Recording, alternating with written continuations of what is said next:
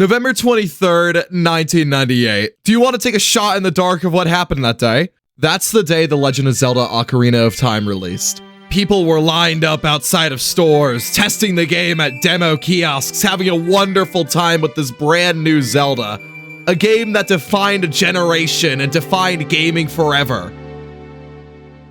And then a day later, King's Quest VIII Mask of Eternity was released.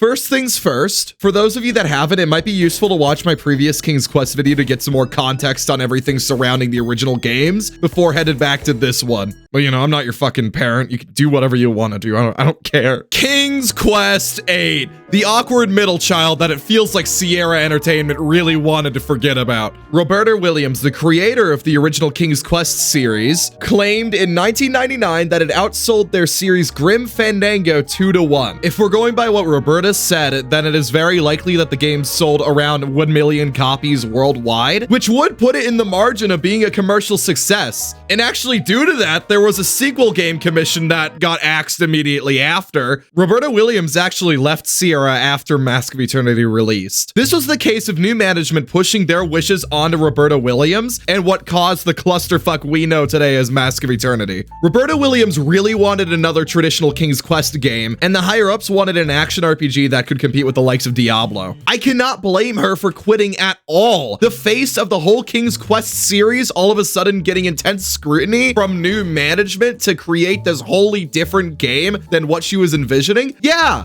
anyone would get the fuck out of there. But we are not here today to discuss the history of Sierra and how they collapsed in 2004. No, we're here to look at the most indecisive, awkward game I've ever played in my entire life.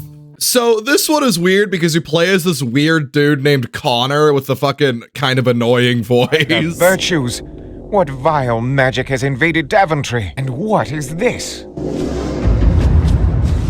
And the plot is that everyone in Daventry has turned to stone except for Connor because he was holding a piece of the Mask of Eternity at the time of it breaking. This means Connor is the only one left in Daventry that can save everybody.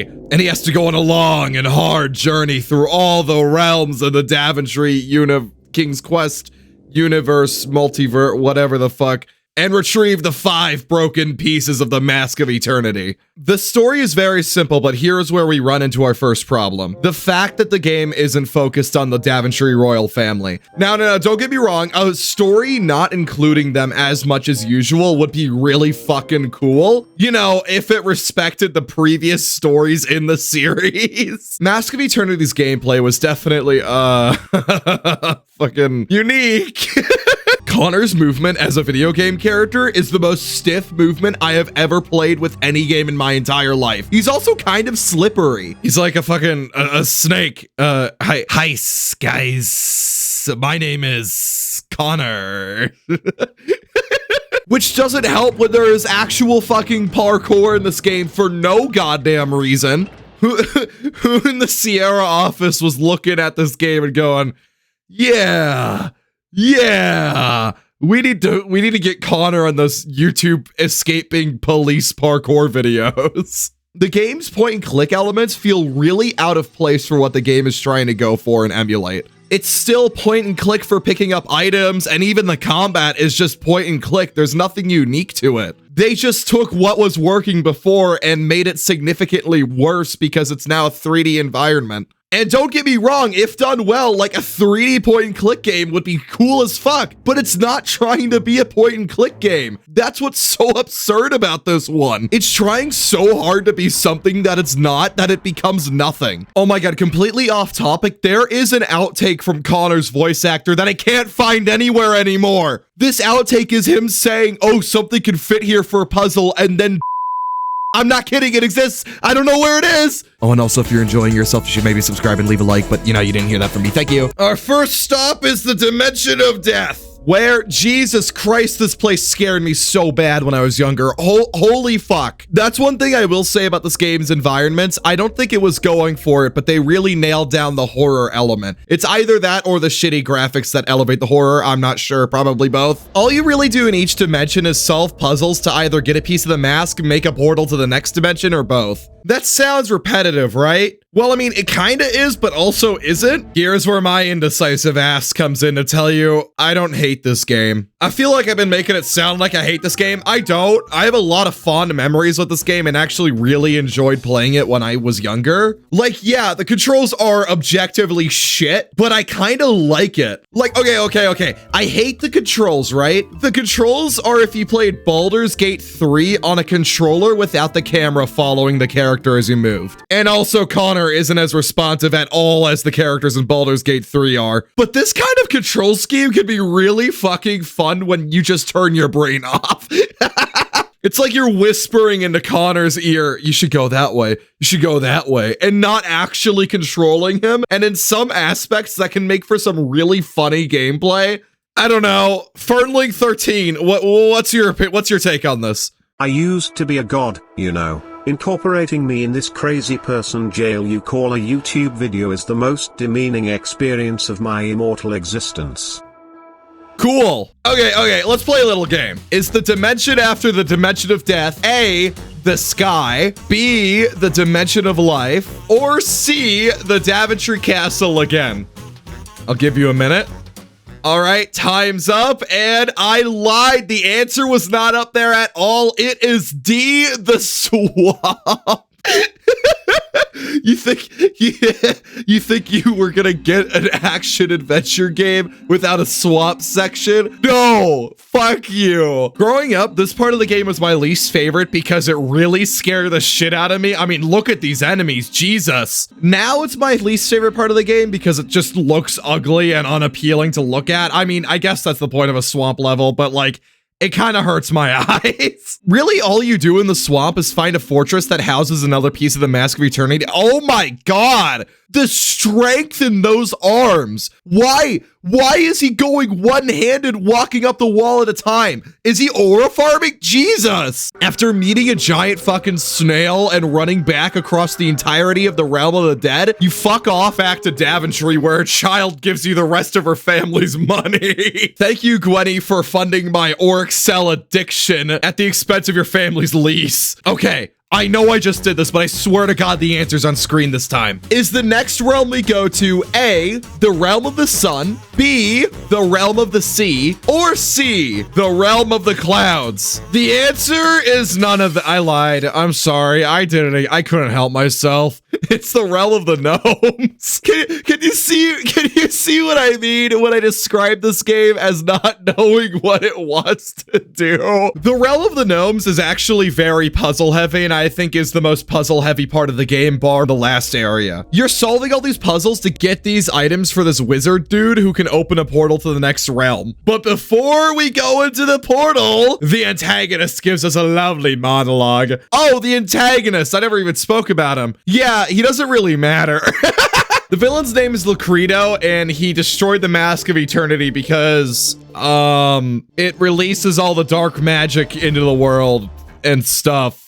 Yeah. I don't know. The Mask of Eternity kept like all the evil at bay and stuff and kept people from turning into stone. Connor is like the luckiest motherfucker I've ever seen in my entire life. A piece of the Mask of Eternity just fell into this dude's hands, preventing him from being turned into stone. His plot armor would go right along with Leon Kennedy. After Lucredo's whole monologue, Connor gets sucked in by the Flame Anus portal into the Barren region. I've always been a sucker for a good volcano region in the games, so this was definitely up there for me. Although a good part of this region's purpose is just to be a transition region into the ice world. Ironic, I know, where the Rito have decided that Hylians kind of suck. Wrong game, sorry. I've got to jump in here and say I love the loading screens to this game. Every new region, it colors in on the world map where you are, and it shows some really cool dark kind of fantasy vibes art that coincides with whatever region you're going to. I am a sucker for this game's art style when it comes to like the 2D drawings. I fucking love it. The Frozen Realm in this game was one of the most confusing places for me when I was younger, but honestly revisiting it, it is not that bad at all. In reality, it's just a bunch of high-tier enemies trying to rip off your testicles while you run through a snow-filled land to a whole little fortress area where one of these bird Rito people are locked up. You free that bird dude, and then you go downstairs and find another piece of the Mask of Eternity. Let's go, Connor! After murdering an innocent dragon, the coolest ever cutscene in the entirety of any video game ever plays, as Connor is shot from the earth into the Temple of the Sun. This entire section of the game is intentionally crammed so all the enemies are up your ass in a minute. I personally find this to be the most tedious part of the game, which sucks because it's the final part of the game. It's a lot of back and forth, and oh my god, is that a fucking slide puzzle that the gods of this world are using to seal away the Mask of Eternity? Fuck off. I hate slide puzzles. I'll go out on a limb and say it. I hate them. Not only do I hate slide puzzles, but all of a sudden Connor has decided to stop lifting. The game goes into a frozen animation for like 2 seconds to push each block. That doesn't sound awful until you watch gameplay or play it yourself and see how much disruption it causes, especially with how many pieces there are in the slide puzzle. Finally, after the stupid slide puzzle and Mosesing a tablet, we're here. The final showdown. This final battle consists of Connor just slashing at this dude over and over and making him teleport into new different positions. And while he's doing this, you have to rebuild the Mask of Eternity. Rebuilding it opens a portal to the actual void, and you just fucking slash him with your sword until he falls back. Leon Kennedy would be so disappointed. And finally, after spending probably around 10 hours on your first playthrough, you're rewarded with a 1-minute cutscene of everyone turning back to normal and then the credits.